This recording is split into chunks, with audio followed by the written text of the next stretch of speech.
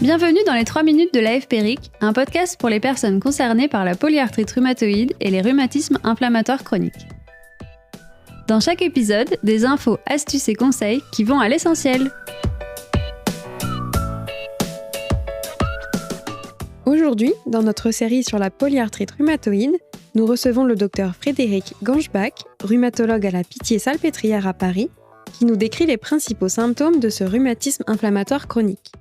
Dans ce deuxième volet, concernant la polyarthrite rhumatoïde, nous allons aborder les symptômes et la manière d'effectuer le diagnostic de polyarthrite rhumatoïde. Donc, comme nous l'avons vu déjà précédemment, la polyarthrite rhumatoïde est un rhumatisme inflammatoire chronique. Les symptômes évoluent en général au-delà de 3 mois.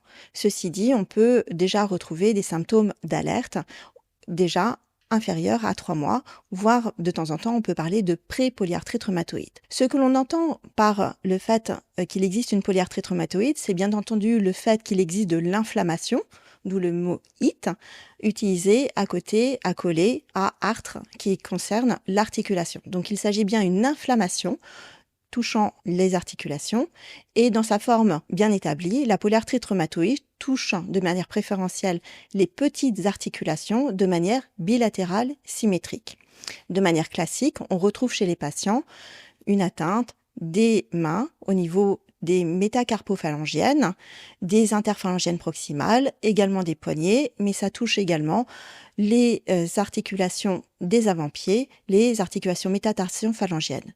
Ceci dit, les autres articulations de plus gros volume, telles que les coudes, les épaules, peuvent également être impactées. Le premier signe d'alerte identifié par le patient, c'est bien entendu la douleur. Ce que l'on entend par là, c'est que ces douleurs sont d'horaire inflammatoire, à savoir qu'elles occasionnent des réveils nocturnes, surviennent au repos, avec un dérouillage matinal de plus de 30 minutes, voire 1 heure le matin, et peuvent justement s'améliorer durant la journée avec les activités.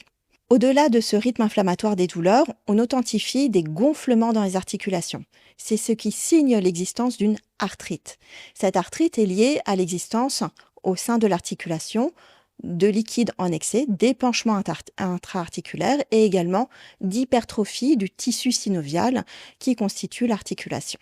En l'absence de ces gonflements articulaires, en l'absence d'arthrite ou de synovite, on ne peut pas parler de polyarthrite rhumatoïde, même s'il existe des douleurs articulaires. En plus de ces symptômes cliniques, on va rechercher, bien entendu, des facteurs complémentaires, à savoir au niveau de la biologie, l'existence d'un syndrome inflammatoire biologique avec une élévation de la CRP, voire de l'AVS, vitesse de sédimentation, et également des anticorps tels que le facteur rhumatoïde ou les anti-CCP.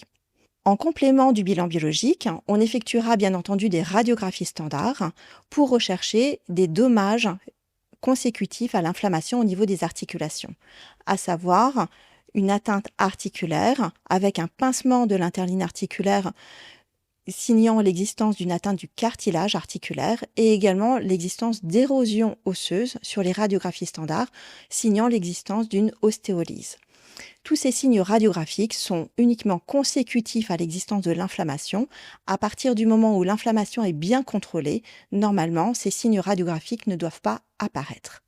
Bien entendu, de manière préalable, on se sera assuré de l'absence de signes orientants vers des diagnostics différentiels. Tout ce dont on vient de parler concerne les polyarthrites rhumatoïdes débutantes.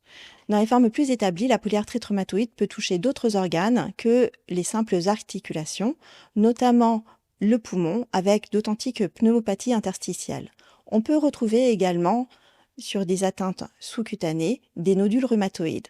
Ceci dit, ces atteintes surviennent au bout d'un certain temps d'évolution de la polyarthrite rhumatoïde. La polyarthrite rhumatoïde peut s'associer à d'autres maladies auto-immunes, telles que le lupus, le syndrome de Sjögren, associant un syndrome sec et des atteintes glandulaires, des parotides ou mandibulaires, ou d'autres manifestations systémiques de maladies auto-immunes.